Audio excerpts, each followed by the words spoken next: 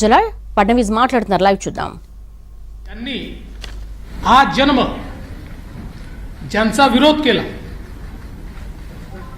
आणि ज्यांनी हिंदुत्वाच्या विचाराचा विरोध केला, स्वातंत्र्यवीर सावरकरांचा विरोध केला, अशा काँग्रेस आणि राष्ट्रवादी काँग्रेस सोबत त्या ठिकाणी युती केली आणि भारतीय जनता पक्षाला बाहेर ठेवलं. हा खरं म्हणजे मॅन्डेटचा अपमान होता. जनतेने वोट हे महाविकास आघाडीला दिले नव्हते, ते भाजप सेना युतीला वोट दिले होते. पण त्या मॅन्डेटचा पूर्णपणे अपमान त्या ठिकाणी झाला आणि महाविकास आघाडी अस्तित्वात आली आणि गेल्या 2.5 वर्षामध्ये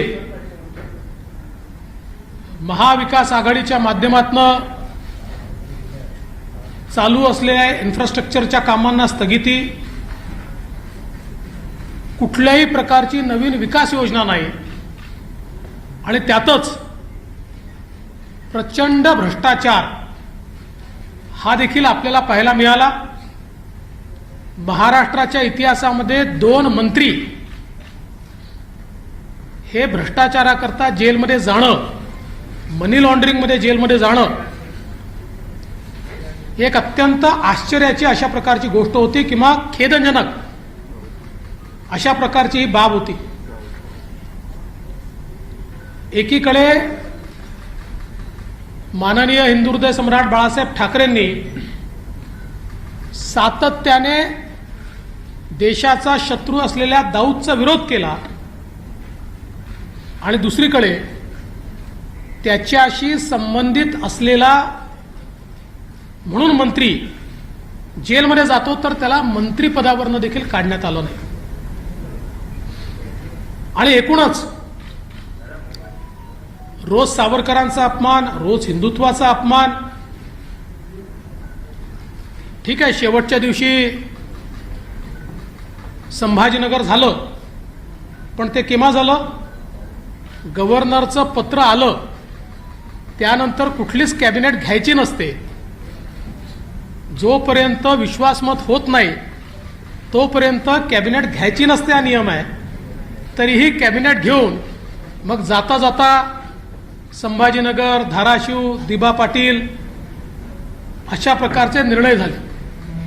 ते अर्थात येणाऱ्या सरकारला पुन्हा घ्यावे लागणार आहेत, कारण ते वैध मानले जाणार नाही, पण त्याला आमचं समर्थनच आहे.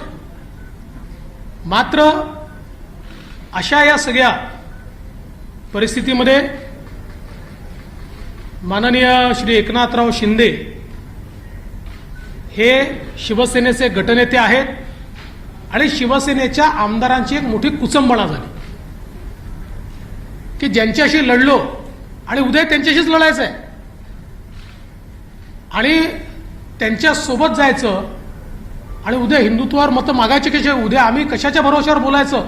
रोज अपमान होत असेल तर आम्ही कशाच्या भरोश्यावर लढायचं?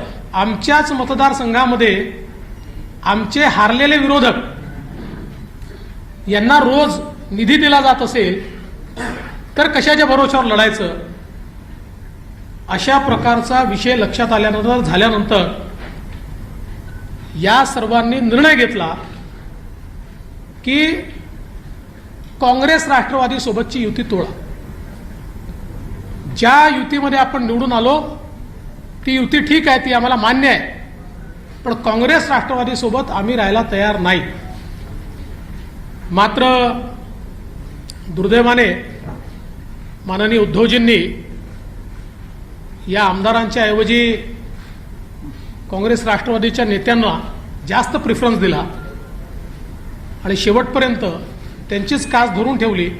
अर्थात तो त्यांचा अंतर्गत प्रश्न आहे, मी त्याच्यावर बोलणार नाही. आणि म्हणून या सगळ्या परिस्थितीमध्ये आज ज्यावेळी हे सरकार गेलं, माननीय उद्धवजींनी या ठिकाणी राजीनामा दिला, त्यानंतर महाराष्ट्राला एक अल्टरनेट गव्हर्नमेंट देण्याची आवश्यकता होती. वारंवार गेले 2.5 वर्ष मी आपल्याला सांगत होतो असं सरकार चालत नाही, हे कधीही पडेल. आणि त्याच वेळेस मी सांगायचो, आपण विचारायचे मला की सरकार पडलं तर निवडणुका होतील का. त्यावेळेस मी आपल्याला सांगायचो की सरकार पडलं तर आम्ही अल्टरनेट गव्हर्नमेंट देऊ, लोकांच्या डोक्यावर निवडणुका आत्ता आम्ही लादणार नाही. आणि म्हणून आज श्री एकनाथराव शिंदे यांच्या नेतृत्वामध्ये शिवसेनेचा विधिमंडळ गट, भारतीय जनता पक्षाचा विधिमंडळ गट आणि 16 अपक्ष आणि छोटे रजिस्टर्ड पक्षाचे आमदार असा एक मोठा गट हा सोबत आलेला आहे. अजून काही लोक येत आहेत. या सगळ्यांचे पत्र आज आम्ही गव्हर्नरला दिले आहेत. भारतीय जनता पक्षाने हा निर्णय केला की आम्ही सत्तेच्या पाठीमागे नाही आहोत, कुठल्या तरी मुख्यमंत्री पदाकरता आम्ही काम करत नाही आहोत.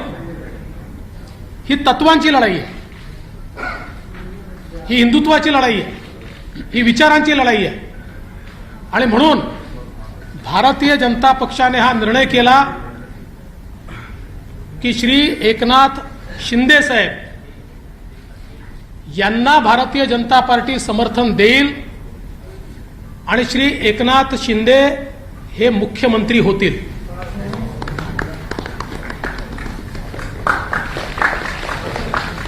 त्यामुळे आज 7:30 वाजता श्री एकनाथ शिंदे यांचा एकट्याचाच शपथविधी या ठिकाणी होईल. लवकरच पुढची कारवाई करून मग आम्ही एक्सपान्शन करू.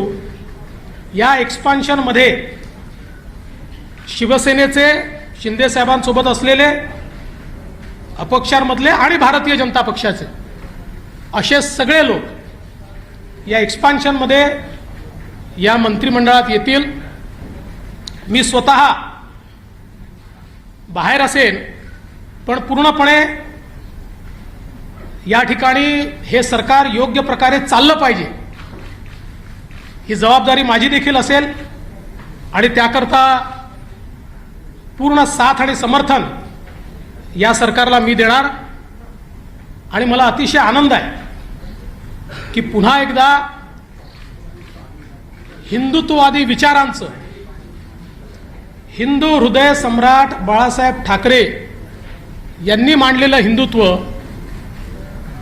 भारतीय जनता पार्टी सातत्याने जे हिंदुत्व आणि राष्ट्रीयत्व मांडताय आणि सगळ्यात महत्त्वाचं माननीय पंतप्रधान नरेंद्र मोदीजी यांनी जे विजन दाखवलंय ते विजन पुढे नेणारं. कारण आपण बघितलं 5 वर्षाच्या आमच्या कार्यकाळामध्ये ज्या वेगाने महाराष्ट्राचा विकास झाला तो वेग गेल्या 2.5 वर्षात पूर्णपणे संपलेला आहे. आणि मला विश्वास आहे की एकनाथ शिंदे साहेबांच्या नेतृत्वात मेट्रो असेल,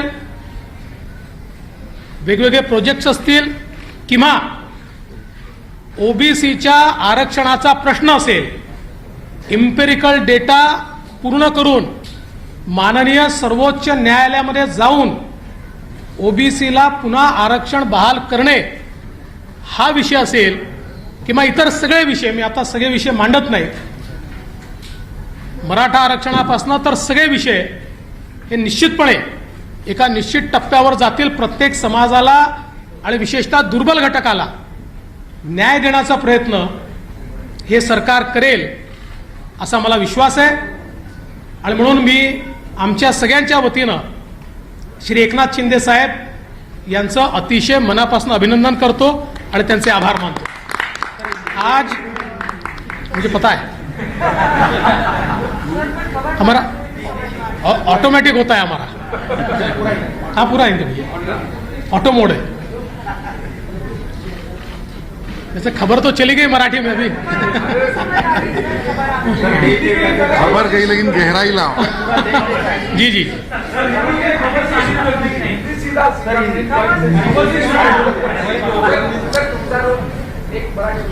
देखिए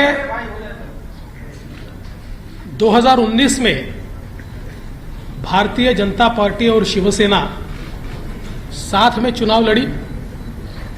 माननीय प्रधानमंत्री जी के नेतृत्व में हमें पूर्ण बहुमत मिला। बीजेपी को 106 सीटें, शिवसेना को 56 सीटें और कई अन्य लोग हमारे साथ आए। 170 तक हमारी मेजॉरिटी जा रही थी। माननीय प्रधानमंत्री जी ने चुनाव के दरमियान भारतीय जनता पार्टी के मुख्यमंत्री का नाम भी ऐलान किया था, सबको मंजूर भी था। किंतु चुनाव के बाद शिवसेना के नेताओं ने यह निर्णय किया कि हिंदू हृदय सम्राट शिवसेना प्रमुख बाला साहेब ठाकरे जी ने जिन विचारों का जीवन भर विरोध किया, जीवन भर जिनसे लड़ाई की और जिनके बारे में वो कहते थे कि अगर इनके साथ जाना पड़ा तो मेरी दुकान बंद कर दूंगा, ऐसे लोगों के साथ अलायंस किया। और उसके बाद 2.5 साल हमने एक सरकार देखी जिसमें न कोई तत्व थे, न कोई विचार था, न कोई गति थी, न कोई प्रगति थी। जो सरकार चालू इंफ्रास्ट्रक्चर के प्रोजेक्ट्स को बंद कर रही थी, जो सरकार लगातार भ्रष्टाचार के आरोपों से लिप्त थी, जिस सरकार के 2 मंत्री मनी लॉन्ड्रिंग में जेल में गए, दाऊद के साथ रिश्ते, इसका आरोप मंत्री पर लगा, बावजूद उसके जेल में जाने के बाद भी उनको मंत्रिमंडल से हटाया नहीं गया। तो एक प्रकार से पथभ्रष्ट ऐसी सरकार भारतीय जनता पार्टी ने, जिसको लगातार विरोध किया, ऐसी सरकार शिवसेना के माननीय उद्धव जी के नेतृत्व में कांग्रेस एनसीपी की सरकार चली। और इस सरकार के चलते शिवसेना के विधायकों में बड़ा रोष था। उनको लगता था वापस वोट मांगने जाना है और आज तक जो बातें कही उसके विरोध में काम हो रहा है। जिनके खिलाफ जिंदगी भर लड़े उनके साथ बैठे, वोट कैसे मांगेंगे? साथ ही में उनकी कॉन्स्टिट्यूएंसी में उनके खिलाफ जो हारा उसको पैसा मिलता था, फंड्स मिलते थे और ये सारी चीजों से एक बड़ा अनरेस्ट था। और उसके चलते श्री एकनाथ शिंदे जी के नेतृत्व में शिवसेना के विधायकों ने एक ही मांग की कि कांग्रेस एनसीपी के साथ हम नहीं रह सकते और ये गठबंधन तोड़ा जाए। किंतु उनकी मांग मंजूर नहीं हुई। माननीय उद्धव जी ने हिंदुत्व छोड़ दिया, विचारों को छोड़ दिया और अपने विधायकों से ज्यादा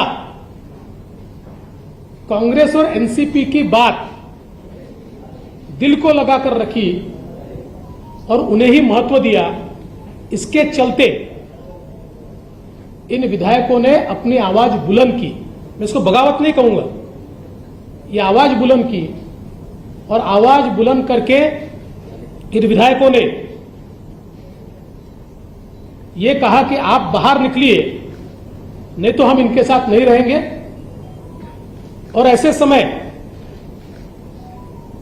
जब सरकार के पास बहुमत नहीं रहा और मुख्यमंत्री जी ने इस्तीफा दिया, तो हम ये लगातार पिछले 2.5 साल में कहते थे कि अंतर विरोध से भरी हुई सरकार है, ऐसी सरकारें चलती नहीं है और ये सरकार जब गिरेगी तो एक अल्टरनेट गवर्नमेंट हम देंगे, हम महाराष्ट्र पर चुनाव नहीं ला देंगे।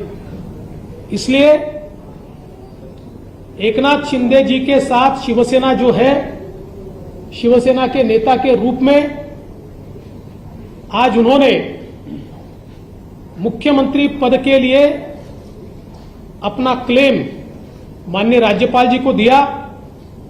भारतीय जनता पार्टी के हमारे गुट ने उनको पूरा समर्थन दिया। हमारे 106 और उसके साथ साथ उनके साथ और हमारे साथ जो इंडिपेंडेंट्स और छोटी पार्टियां हैं, इन सभी के समर्थन का पत्र आज हमने सौंपा है और गवर्नर साहब ने श्री एकनाथ शिंदे जी को 7 बजे शपथ के लिए न्योता दिया है। आज केवल एक ही शपथ होगी श्री एकनाथ शिंदे जी की, और फिर हम लोग सारी कार्रवाई करके उसका एक्सपांशन करेंगे। एक्सपांशन के समय शिवसेना के जो विधायक उनके साथ है, कुछ इंडिपेंडेंट्स है, हमारे 106 विधायक हैं। इनमें से जो ज्येष्ठ वरिष्ठ लोग हैं, जो हमारी पार्टी तय करेगी या उनकी पार्टी तय करेगी, ऐसे लोगों को मौका दिया जाएगा और मंत्रिमंडल का एक्सपांशन किया जाएगा। मैं इस सरकार को पूरे तरीके से सहयोग करूंगा। मैं सरकार के बाहर रहूंगा और इस सरकार को सफल बनाने हेतु जो जो चीज करना आवश्यक है, ऐसी सारी चीजें हम मिलकर करेंगे। मेरा विश्वास है आदरणीय प्रधानमंत्री मोदी जी ने जो विकास का एक नया पर्व शुरू किया है, उस विकास के पर्व को 2.5 साल का जो ब्रेक लगा था, वो ब्रेक निकलेगा और फिर से महाराष्ट्र की प्रगति की एक्सप्रेस ये तेजी के साथ भागेगी। और उसके लिए मैं श्री एकनाथ शिंदे जी को बहुत बहुत बधाई देता हूं।